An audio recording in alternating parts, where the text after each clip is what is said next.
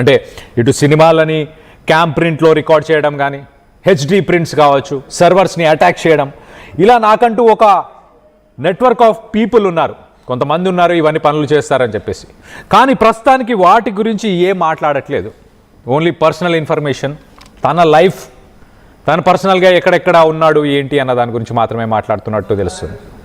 ఇటు పైరసీతో వచ్చిన డబ్బులతో ప్రస్తుతానికి ప్రతి 20 రోజులకి ఒకసారి ఒక దేశానికి టూర్ మీద వెళ్ళాడు రవి. ఏ కంట్రీస్ తిరిగాడు రవి అని అంటే, ఇటు నెదర్లాండ్స్, ఇటు Switzerland, America, France, Thailand, Dubai, ఇలాంటి కంట్రీస్కి అంటే ప్రతి 20 రోజులకు ఒకసారి తన స్థావరాలని మార్చుకుంటూ వెళ్ళాడు. అంటే తనను పట్టుకునే అవకాశం లేకుండా ఎక్కడ ఒక రెసిడెన్స్ అంటే ఒకటే ఇంట్లో ఉండి, ఒకటే ఒక రెసిడెన్స్లో ఉండి ఆ రెసిడెన్స్ దొరికే అవకాశం ఉంటుంది కాబట్టి తన అడ్డాలని, తన స్థావరాలని, తన అడ్డాలని ఎప్పటికప్పుడు మార్చాడు, దేశాలనే మార్చాడు.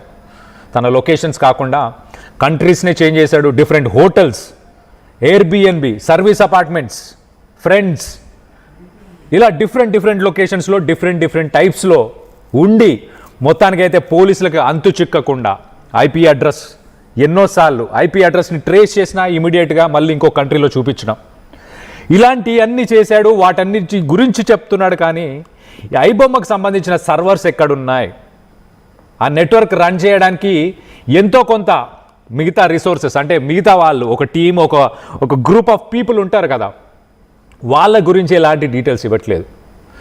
వాళ్ళెవరు, ఇతనికి తెలుగు రాష్ట్రాల నుంచి డేటా ఎలా వస్తుంది, సినిమాలు ఎలా వస్తున్నాయి, రికార్డ్ చేసినవి ఎలా వస్తున్నాయి, వీటి గురించి ఎలాంటి ఇన్ఫర్మేషన్ ఇవ్వట్లేదు. మొత్తానికి ఇన్ని సంవత్సరాలలో ఇప్పుడు చెప్పడానికైతే అందరూ చెప్తున్నాడు 21,000 21,000 మూవీస్ని ఐబొమ్మ రిలీజ్ చేసింది, ఐబొమ్మ నెట్వర్క్లో ఉంది ఇప్పటిదాకా అని. నాకు తెలిసి నెట్ఫ్లిక్స్కి అదొక డ్రీమ్ అనుకుంటా, అన్ని సినిమాలు నెట్ఫ్లిక్స్లో ఉండడం. సో మొత్తానికి అయితే నెట్ఫ్లిక్స్, అమెజాన్ ఇలాంటి ఓటీటీ కంటెంట్స్ ఎవరి దగ్గర లేనంత కంటెంట్ ఐబొమ్మ దగ్గర ఉందంటారు. మరి అది నిజంగా ఉందా లేదా తెలియదు. కానీ ఐబొమ్మకు సంబంధించి ఒక్కసారి మనం చూస్తే కనుక దాదాపు 21,000 సినిమాలు 20 కోట్లకు పైగా సంపాదించాడు అని చెప్పుకొస్తున్నారు. కానీ రవి ఇన్ని కంట్రీస్ తిరగడానికి, ఇటు కరేబియన్ ఐలాండ్స్లో ఆయన ఆ సిటిజన్షిప్ కూడా అక్కడ కొనుగోలు చేశాడు. సిటిజన్షిప్ కరేబియన్ ఐలాండ్స్లో సెంట్ కిట్స్, ఆ ఐలాండ్స్లో కొనుక్కోవడానికి ఎంతో కొంత డబ్బు ఖర్చు పెట్టి ఉండాలి. దాదాపు $1,00,000 ఖర్చు పెడితే కానీ సిటిజన్షిప్ దొరకదు ఇలాంటి కంట్రీస్లో. $1,00,000 నుంచి $5,00,000 ఖర్చు పెట్టి ఉండాలి. సో $1,00,000 అక్కడ ఖర్చు పెట్టినా ఈ 20 కోట్లలో మిగతా డబ్బు ఏమైంది? రవి పర్సనల్ అకౌంట్లో ప్రస్తుతానికి 3.5 కోట్ల డబ్బు ఉన్నట్టు గుర్తించారు. సో దీనికి సంబంధించి మరిన్ని వివరాలు తెలుసుకునే ప్రయత్నం చేద్దాం. మా సీనియర్ ప్రతినిధి రవిచంద్ర ఉన్నారు మనతో పాటు. అసలు 4వ రోజు ఇన్వెస్టిగేషన్ ఎలా జరిగింది, కోఆపరేట్ చేస్తున్నారా లేదా, ఎలాంటి కోఆపరేషన్ ఉంది రవిచంద్ర గారు ఇటు రవి నుంచి? ఐబొమ్మ రవిని ఈ రోజు 4వ రోజు కూడా పోలీసులు విచారణ చేశారు. ఆ విచారణలో ఐబొమ్మకు సంబంధించిన ఎలాంటి ఇన్ఫర్మేషన్ కూడా పోలీసులకు చెప్పలేదు అనే తెలుస్తోంది. ప్రస్తుతానికి ఐబొమ్మకు సంబంధించి పాస్వర్డ్లు ఇలాంటి టెక్నికల్ ఇష్యూస్ లో నాకు గుర్తులేదు అని వాటిని దాటవేస్తున్నట్లుగా మనకి సమాచారం అయితే ఉంది. తన వ్యక్తిగత సమాచారాన్ని అయితే కొంతవరకు ఆయన ఓపెన్ అయ్యాడు. తను ఏ కంట్రీస్ తిరిగాడు, ఎక్కడెక్కడ ఉన్నాడు, ఎంత ఖర్చు పెట్టుకున్నాడు, ఎంత డబ్బు సంపాదించాడు, అలాగే కరేబియన్ సిటిజన్షిప్ కూడా తీసుకున్నట్లుగా ఇలాంటి కొన్ని తన వ్యక్తిగత వివరాలు మాత్రమే పోలీసులు 4 రోజులుగా అడిగిన విచారణలో ఆయన తెలిపినట్టుగా తెలుస్తోంది. ప్రస్తుతానికైతే ఐబొమ్మకు సంబంధించిన పూర్తి నెట్వర్క్ ఎక్కడ ఉంది, ఏ సర్వర్ నుంచి ఐబొమ్మలో అప్లోడ్ చేస్తున్నారు, ఐబొమ్మకు సంబంధించి తనతో పాటు ఇంకెవరైనా పనిచేస్తున్నారా, ఐబొమ్మకి కంటెంట్ ఎవరు పంపిస్తున్నారు, ఇలాంటి సమాచారాన్ని మాత్రం ప్రస్తుతానికైతే రవి ఎక్కడ కూడా పోలీసుల విచారణలో బయట పెట్టినట్లుగా సమాచారం లేదు. రేపు కూడా పోలీసుల విచారణ ఎదుర్కోబోతున్నాడు ఐబొమ్మ రవి. 5 రోజులు విచారణ ఉంది కాబట్టి ఈ విచారణలో 5వ రోజు కొంత ఉపయోగపడే సమాచారం వస్తుందని అటు చిత్ర పరిశ్రమ, పోలీసులు కూడా ఎదురు చూస్తున్నారు. ప్రస్తుతానికి ఐబొమ్మని బ్లాక్ చేసినప్పటికి కూడా దానికి ప్యారలల్ గా మరో నెట్వర్క్ అయితే స్టార్ట్ అయినట్టుగా తెలుస్తోంది. అలాగే ఐబొమ్మని కూడా కొన్ని బ్యాంక్ అకౌంట్స్ సర్వర్స్ కూడా లింక్ చేసి అక్కడ కూడా క్లిక్ చేసి సినిమాలు ఓపెన్ అయ్యేలాగా ఈ రకరకాల పద్ధతుల్లో ఈ పైరసీని స్ప్రెడ్ చేశారు. దాన్ని మొత్తాన్ని ఛేదించడానికి సైబర్ టీం అలాగే పోలీస్ యంత్రాంగం అంతా కూడా చాలా కృషి చేస్తున్నారు కళ్యాణ్. అయితే రవిచంద్ర, ఇప్పుడు ఐబొమ్మ రవి ప్రస్తుతానికి పోలీస్ కస్టడీలో ఉన్న సమయంలో ఇంకొక వెబ్సైట్ రన్ అవ్వడం కానీ డిఫరెంట్ వెబ్సైట్స్లో కంటెంట్ రావడం కానీ అంటే ఖచ్చితంగా ఎంతో కొంత టీం అయితే ఉంది, ఒక నెట్వర్క్. ఇంకా ఇతనితో పాటు రవితో పాటు ఇంకొంతమంది ఖచ్చితంగా ఉంటారు కదా. ఖచ్చితంగా ఐబొమ్మ రవిని అరెస్ట్ చేయడం, ఐబొమ్మని బ్లాక్ చేసిన నెక్స్ట్ డేనే ఐబొమ్మ 1 అంటూ మరొకటి సోషల్ మీడియాలో ప్రత్యక్షమైంది. సో దాన్ని ఐబొమ్మ రవికి సంబంధించిన టీమే క్రియేట్ చేసి హ్యాండిల్ చేస్తున్నారా లేదా మరెవరైనా దాన్ని హ్యాండిల్ చేశారా అనేది ఇప్పుడు పోలీసులు చాలా కూలంకుషంగా విచారణ అయితే చేస్తున్నారు. అలాగే మూవీ రీల్స్ అది ఎటు ఐబొమ్మ కంటే మోస్ట్ డేంజరస్ సైట్, దానికి సంబంధించి కూడా ఎవరు ఇది దాని వెనక ఉన్నారు, దాని మూలాలు ఏంటని కూడా సైబర్ టీం అయితే ప్రయత్నం చేస్తోంది. అసలు ఈ పైరసీ సైట్ల దగ్గర ఉన్నన్ని సినిమాలు ఆల్మోస్ట్ ఏ టీవీ నెట్వర్క్ లో కానీ ఏ ఓటీటీ ప్లాట్ఫామ్ లో కూడా లేవనే చెప్పుకోవచ్చు. ఎందుకంటే దాదాపుగా ఏ సినిమా రిలీజ్ అయినా కూడా ఆ సినిమాని అది హిట్టా ఫట్టా సంబంధం లేకుండా ప్రతి సినిమాని కూడా ఈ పైరసీ సైట్స్ లో అప్లోడ్ చేసి ప్రేక్షకులకి ఫ్రీగా చూసే అవకాశాన్ని అయితే ఇన్ని సంవత్సరాలు కల్పించారు Kalyan. Right Ravichandra, thanks for the latest update. మొత్తం మీద ఇటు ఐబొమ్మ రవి తను సంపాదించిన డబ్బు దాదాపు 20 కోట్లకు పైగా, అంటే ఇంకా కంటిన్యూస్గా ఎలాగో సినిమాలని వెబ్సైట్లో అప్లోడ్ చేస్తాను, ఎలాగో డబ్బులు వస్తాయి అన్న కాన్ఫిడెన్స్ ఉందేమో. మొత్తానికి చాలా డిఫరెంట్ కంట్రీస్కి ట్రావెల్ చేశాడు. ప్రతి 20 రోజులకు ఒకసారి తన ఇల్లుని మార్చేవాడు.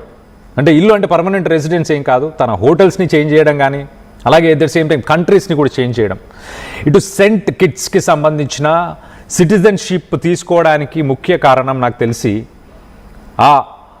ఆ కంట్రీకి ఉన్న సిటిజన్షిప్ ఉండడం వల్ల దాదాపు 140 దేశాలకి వీసా ఆన్ అరైవల్, అంటే డైరెక్ట్గా ఫ్లై చేసి ఆ 140 దేశాల్లో ఏ దేశానికైనా వెళ్ళొచ్చు. అంత పవర్ఫుల్ పాస్పోర్ట్ కాబట్టే దానికి కూడా $1 లక్ష నుంచి $5 లక్షల ఖచ్చితంగా ఖర్చు పెట్టుంటాడు. ఇదంతా ఒక సినిమాటిక్గా ఒక సినిమాలో ఒక లీడ్ రోలో ఒక క్యారెక్టర్ చేసే పనుల్లాగా అనిపిస్తుందా? ఎస్, ఎగ్జాక్ట్లీ అంతే ప్రాపర్ ప్లానింగ్తో పాటు ఐబొమ్మ రవి ఇవన్నీ చేసినట్టు చాలా క్లియర్గా తెలుస్తుంది. ఎలాగో దొరకను అన్న ఉద్దేశం ఒకటి, అలాగే టెక్నాలజీ మీద అవగాహన, ఈ కంట్రీకి సంబంధించిన సిటిజన్షిప్ తీసుకుంటే ఎప్పుడైనా ఫ్లైట్ ఎక్కి ఏ దేశానికైనా వెళ్ళొచ్చు అన్న knowledge. At the same time తన పర్సనల్ అకౌంట్లో ఒక 3.5 కోట్ల బ్యాలెన్స్ కూడా ఉందంటే అర్థం చేసుకోండి. సో అంత మనీని కూడా డైరెక్ట్గా అకౌంట్లో మెయింటైన్ చేస్తున్నాడు. మన ఇండియన్ గవర్నమెంట్ రూల్స్ ప్రకారం ఒక అకౌంట్లో 12.75 లక్షలకు మించి ఒక సంవత్సరం మీరు అకౌంట్లో ఉంటే కనుక ఇన్కమ్ ట్యాక్స్ నుంచి నోటీసులు వస్తాయి.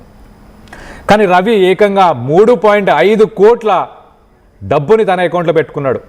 ఆ కంట్రీలో సెంట్ కిట్స్కి సంబంధించిన ఆ పాస్పోర్ట్ తీసుకున్నాడు, ఆ సిటిజన్షిప్ ఉంది కాబట్టి ఎంత డబ్బు ఉన్నా తనపై ఇన్కమ్ ట్యాక్స్ రైట్స్ ఉండవు, ఏముండవు. అందుకే ఆ కంట్రీకి సంబంధించిన ఆ పాస్పోర్ట్ తీసుకున్నట్టు తెలుస్తుంది. అలాగే ఈ 20 కోట్లలో ఎక్కువ శాతం డబ్బుని తను ట్రావెల్ చేయడానికి, తను ప్రయాణించడానికి, వివిధ దేశాలకి వెళ్ళడానికి, సర్వర్స్ని మాట్లాడడానికి, మెయింటైన్ చేయడానికి, ఏదైతే ఒక నెట్వర్క్ని రన్ చేస్తున్నారో ఆ నెట్వర్క్ని రన్ చేయడానికి దాంట్లో ఉన్న నాకు తెలిసి ఆ టీమ్ మెంబర్సా మరి ఎంప్లాయీసా అతనితో పాటు ఉన్న వాళ్ళందరికీ కూడా మరి ఈయన శాలరీస్ ప్లే చేసేవాడా లేకపోతే ఫ్రీలాన్సర్గా వాళ్ళకి ఎంతో కొంత డబ్బులు ఇచ్చేవాడా తెలియదు. కానీ మొత్తానికైతే పెద్దగా సేవింగ్స్ అయితే ఏం లేవని చెప్పుకోవచ్చు. ఒక 3.5 crores మరి పర్సనల్గా, మిగతా వాటి మీద అన్నిటి మీద ఖర్చులు పోగా 3.5 crores మాత్రం పర్సనల్ అకౌంట్లో ఉన్నట్టు తెలుస్తుంది. సో 4వ రోజు పర్సనల్ ఇన్ఫర్మేషన్ మాత్రమే రివీల్ చేశాడు. ఇటు ఐబొమ్మ నెట్వర్క్కి సంబంధించి ఎటువంటి ఇన్ఫర్మేషన్ రివీల్ చేయలేదు. సో రవికి సంబంధించి ఈ ఇష్యూలో మీరు ఐబొమ్మ రవిని సపోర్ట్ చేస్తున్నారా, పోలీసు వాళ్ళని సపోర్ట్ చేస్తున్నారా అని చెప్పి ఆర్టీవీ పెట్టిన సర్వేలో ఎక్కువ శాతం అంటే 94% మంది ఐబొమ్మ రవినే సపోర్ట్ చేస్తున్నామని చెప్తున్నారు. ఇటు సజ్జనార్ని సపోర్ట్ చేసే వాళ్ళు 6% ఉన్నారని చెప్తున్నారు.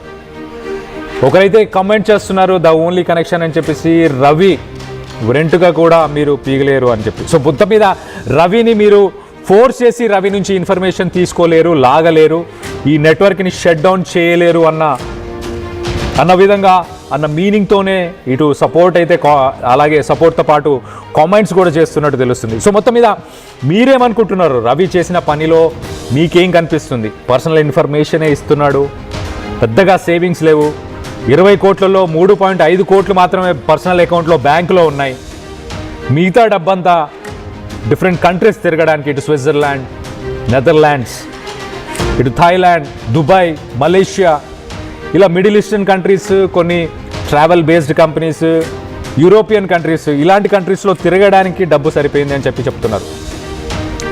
కొన్ని కామెంట్స్ కూడా చదివి వినిపించే ప్రయత్నం చేస్తాయి. ఇటు చందు గౌడ్ కామెంట్ చేస్తున్నారు, జై ఐబొమ్మ, వి సపోర్ట్ రవి, ఎందుకంటే అదంతే. ఇటు మహేష్ గొల్లపల్లి కూడా కామెంట్ చేస్తున్నారు, పెద్ద ఇష్యూస్ పక్కన పెట్టి పోలీస్ వాళ్ళు ఈ రవి పైన ఫోకస్ చేశారు అంటే అర్థమవుతుందా? మన తెలంగాణ పోలీస్ టైం వేస్ట్ చేస్తున్నారని చెప్పేసి చెప్తున్నాడు.